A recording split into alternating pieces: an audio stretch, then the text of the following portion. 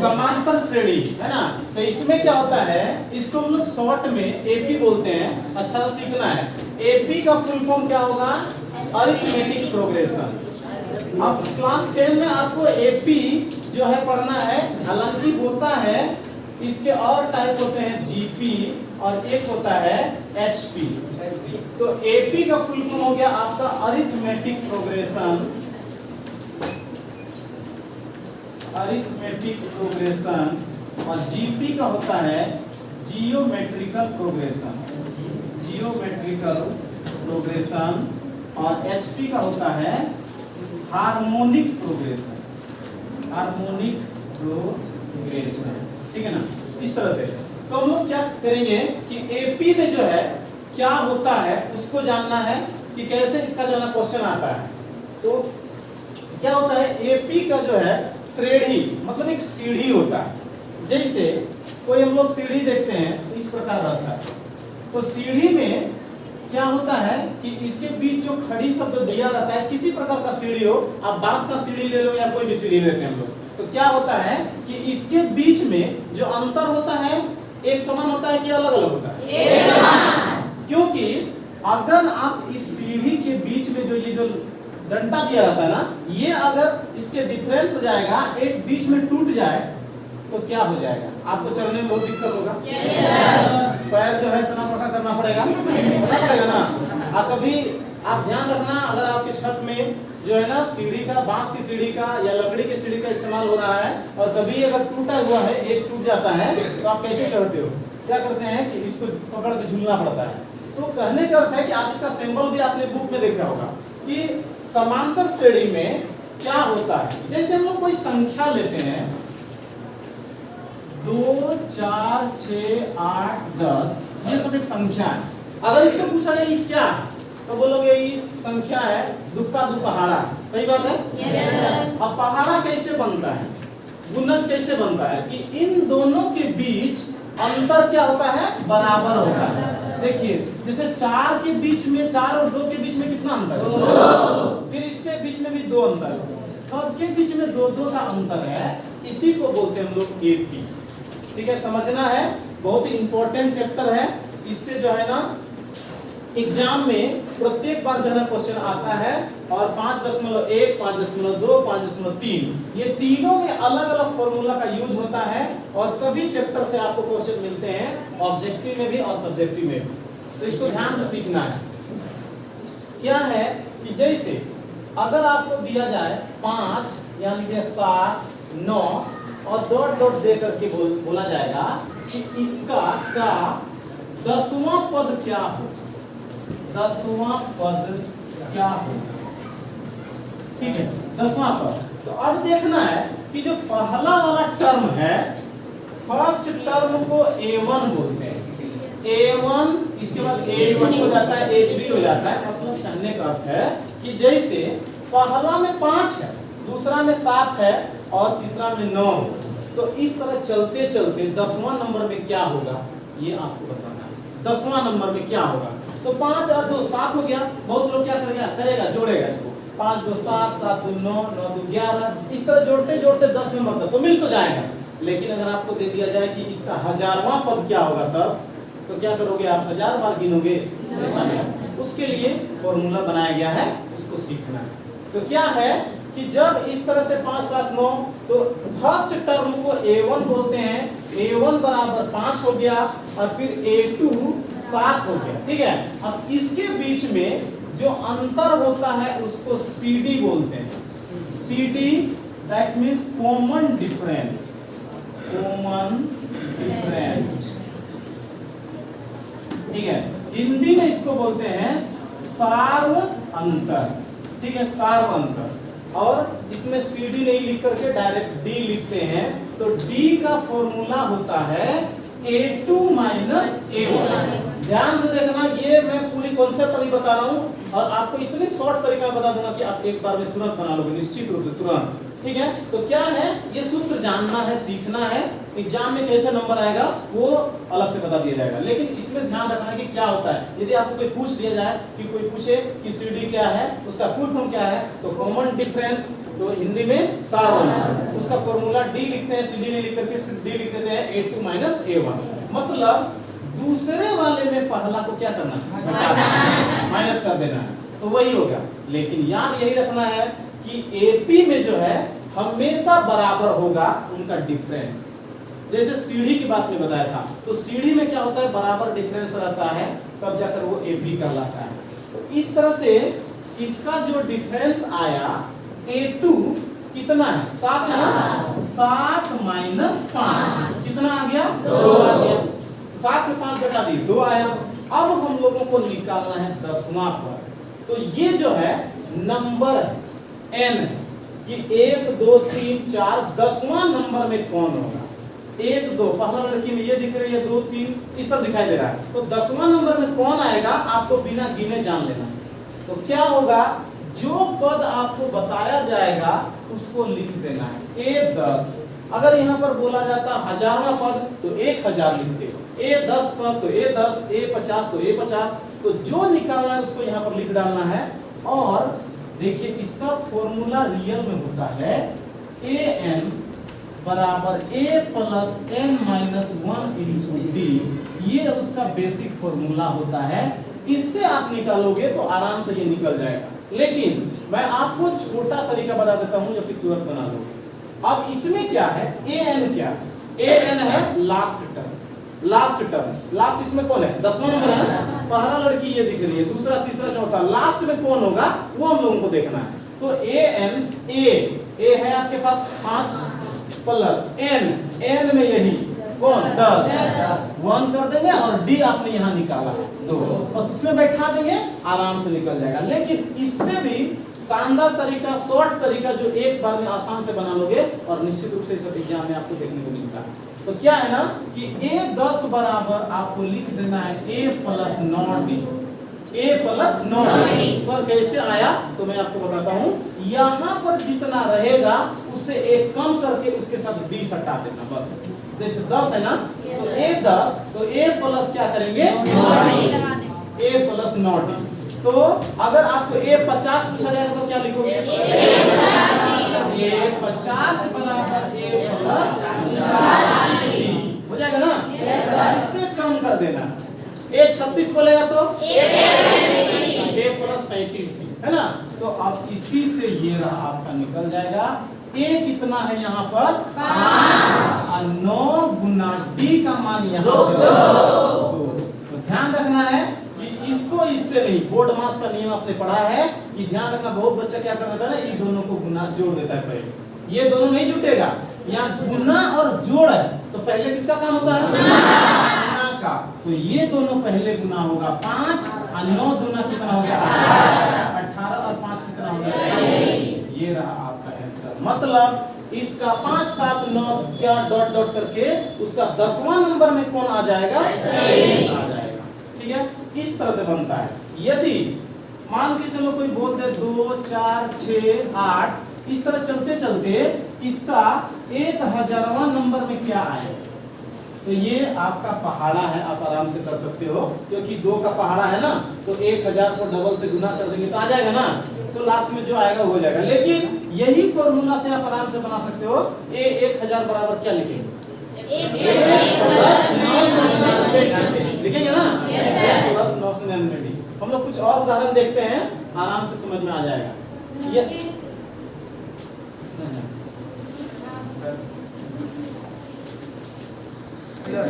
क्या था, जीपी बोल रहा था ना। जीपी का होगा जियोमेट्रिकल, पहले लिखते थे ना जियोमेट्रिकल प्रोग्रेशन। इसका जो है ना बाद में आपको मिलेगा जियोमेट्रिकल प्रोग्रेशन। और एचपी था हार्मोनिक प्रोग्रेशन,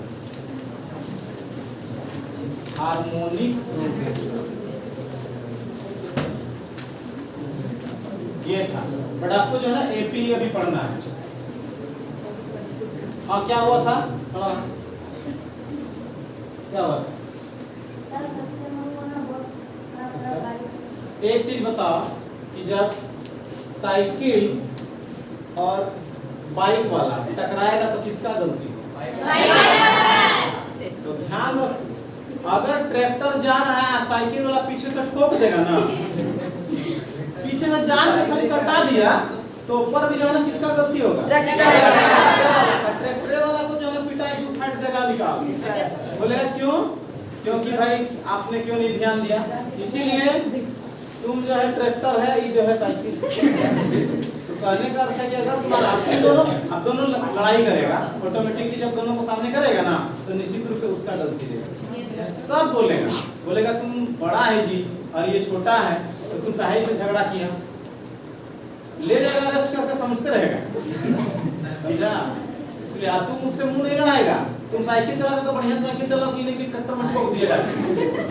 हम लोग जब पढ़ते थे ना तो एक लड़का बोलता है क्या अपने गया चलाते गया अब पीछे से क्या किया, ट्रैक्टर में धक्का मार दिया। पीछे से नया चला रहा था, जा रहा था, पीछे चला धक्का मार दिया, गिर गया। हम लोग सब गए, सब लोग क्या हुआ क्या नहीं, हम जो है पीछे से भी हमको धक्का मार दिया, आगे से भी मार दिया। अब जो है उसका आगे भी मिलते हैं हम लोग तो बात करते हैं, कह रहे यार तुमको कैसे मार दिया, पीछे से मार दिया, आगे से मार दिया, ऐसे गिर गया।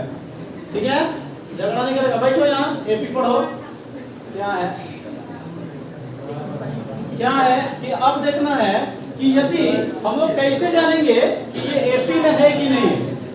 ठीक है, एपी में है कि नहीं कैसे जानेंगे। कभी कभी क्वेश्चन ऐसा भी दे देता है, जैसे क्या 3, 7, 10, 15 ... एपी में है। ध्यान दो, अभी लिखना है, ध्यान देना है। क्या एपी, क्या ये जो एक सीक्वेंस है, संख्या है, इसका जो पैटर्न दिया ये क्या एपी में है या नहीं है। कंपटीशन में जाओगे तो इसी का जो है ना इसी तरह से बहुत सारा जो है ना दे दिया जाएगा और बोलेगा इसका योग क्या होगा। अभी बहुत कुछ सिखाएंगे इसमें। जैसे अगर एक आदमी एक दिन में 1 रुपया जमा करता है, आपका एक पिग्गी बैंक होता है, पिग्गी बैंक या झोला ले लो, उसमें रोज दिन 1 रुपया डालो। आज 1 रुपया और कल 2 रुपया। क्या समझ में आ रहा है? आज 1 रुपया, कल 2 रुपया, परसों 3 रुपया, तो 10 दिन में कितना रुपया? 10 रुपया होगा। आज 1 रुपया, कल 2 रुपया, तीसरा दिन 3 रुपया, तो 9वां दिन 9 रुपया और 10वां दिन 10 रुपया। ये डालना पड़ेगा। 10 दिन में कितना रुपया होगा जल्दी से बताओ, मालूम है? 55 रुपया होगा। 10 दिन में 55 रुपया तुम्हारे पास पैसा हो जाएगा।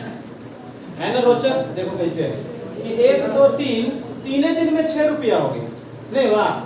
एक दिन 1 रुपया डाल दिया, दूसरा दिन 2 रुपया डालना पड़ेगा, 2 रुपया का सिक्का, तीसरा दिन 3 रुपया का सिक्का, 3 रुपया का तो नहीं है सर, तो कहाँ से डालेंगे? डालना होगा तो 3 हो गया ना, तो 3 और 2, 5, 1, 6, तीने दिन में 6 रुपया हो गया। अब 10 दिन, 10वां दिन क्या टका डालना पड़ेगा? तो 10 और 9 19 तो इधर हो गया, 19 और 6 25 हो गया, इधर बीच में और बाकी है ना, सबको जोड़ोगे तो इतना आ जाएगा। ये तो छोटा था, आप जोड़कर आराम से निकाल लोगे, लेकिन बड़ा का दे दिया तब। कोई है किसी के पास पैसा? तो ऐसा प्रैक्टिस करो। क्या प्रैक्टिस करना है? एक दिन जमा करो 100 रुपया, और दूसरा दिन 200 रुपया, तीसरा दिन 300 रुपया, और मात्र 100 दिन जमा करो, कितना पैसा होगा? 100 दिन छोड़ो, 100 दिन छोड़ो, 30 दिन जमा करो, 1 महीना जमा करो, अब कितना पैसा होगा बताओ? कितना होगा? पहला दिन 100 जमा करना है, दूसरा दिन कितना? 200, और 5वां दिन 500, और 10वां दिन 1000, 20वां दिन 30वां दिन 3000। सबको जोड़ के बताना है कितना नंबर होगा, कितना पैसा होगा। कर लिया जाए कितना होगा भाई? बड़ा एकदम सब उत्सुक है, अभी उत्सुक है कि सही में एकदम देखते हैं, जमा करेंगे। 100 बोले ना, 1 रुपया करके जमा करना ना। अब देखो, मान लीजिए पहला दिन 100, दूसरा दिन 200, तीसरा दिन कितना? 300। चलते चलते क्या दिन जमा करना है? 30 दिन। देखो कैसे बनेगा, बात नहीं करना है, फैन बंद कर दो, आवाज बढ़ा। ठीक है, अब इधर 100, 200, 300 है, 30 दिन तक जमा करना है। तो क्या है, पसीना निकलने तो कोई दिक्कत नहीं। पसीना से जो नहाता है वो क्या बदलता है? पानी से जो नहाता है वो लिबास बदलता है, और पसीने से जो नहाता है वो इतिहास बदलता है। तो इसलिए इतिहास बदलने की चेष्टा रखो ये नहीं कि भगलो जैसा जो है ना बैठा हुआ है, ऐसे नहीं करना है। 100 200 300 हो गया, कितना पैसा जमा करना है? देखो क्या करना है, यही एपी से बन जाएगा। एपी से बनेगा, क्या होता है A1 बराबर कितना होगा 100, A2 बराबर कितना होगा, अब निकालना है D। तो D का फॉर्मूला अभी बताए थे A2 माइनस A1। सूत्र याद रखने का कोई जरूरत नहीं है, सिर्फ याद रखना देहाती भाषा में कि दूसरका में पहले का घटाना है, याद रहेगा। दूसरे वाले में पहले को आप माइनस कर दो, आपका D तैयार है। D मींस डिफरेंस है, ये दोनों का डिफरेंस। तो क्या है ना 200 में 100 घटा दिए, कितना आ गया 100 आ गया। अब हम लोग को कितना दिन का निकालना है, 30। इसके लिए एक फॉर्मूला होता है SN। SN हुआ sum of number, sum of number, sum SUM, sum of number. Number मतलब होता है संख्या, ये सम मतलब क्या होता है? सम मतलब आप बहुत सारा सम पढ़े होंगे SOM इज सम। इसका मतलब होता है सम टाइम, सम मतलब कुछ, और ये सम मतलब अलग चीज है। ये सम होता है SUM का मतलब होता है जोड़, मतलब प्लस उसका योग। योग हिंदी में जानते हैं ना, तो sum of number, it is full form is sum of number. तो इसका फॉर्मूला होता है n/2 और 2a plus n minus 1 into d। बहुत ही important formula, SN is equal to n/2 2a plus n minus 1 into d। ये वाला formula यहाँ पर मैंने लिखा था, ठीक है ना? तो क्या है ना, अब इसमें लगा दो, n हो गया, n बराबर कितना 30। n कितना दिन जमा कर रहे हो 30 दिन, तो n हो गया 30। अब n के जगह में लगा दो 30/2।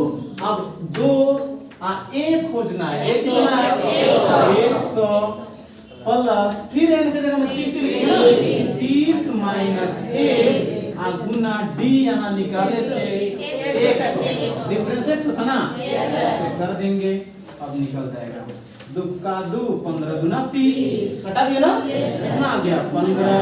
इसके बाद 2 गुना 100 200 प्लस 30 में घटाएं 29 गुना कितना 100। कोई दिक्कत है? अब देखो 15, इसका यहाँ गुना है 200, ये वाला 200 प्लस 29 गुना 100, 29 को 100 टकिया 2900 होगा कि नहीं? तो यहाँ पर प्लस 2900 लिख दिए। 15 गुना, पहले ब्रैकेट का काम होता है ना, ब्रैकेट के अंदर वाला का 2900 और 200 2100 हो गया ना। अब गुना कर दो, डायरेक्ट करना नहीं है, 15 का पहाड़ा से इससे कर देते हैं। 15 एकम हाथ में कितना 1, 15 तिया 45 और 1 46, और ये दोनों जीरो छूटा है ना, ये दोनों जीरो लगा, आ गया आंसर 46,500 रुपया हो जाएगा मात्र कितना दिन में, सोच लो 46,500 पैसा आ जाएगा।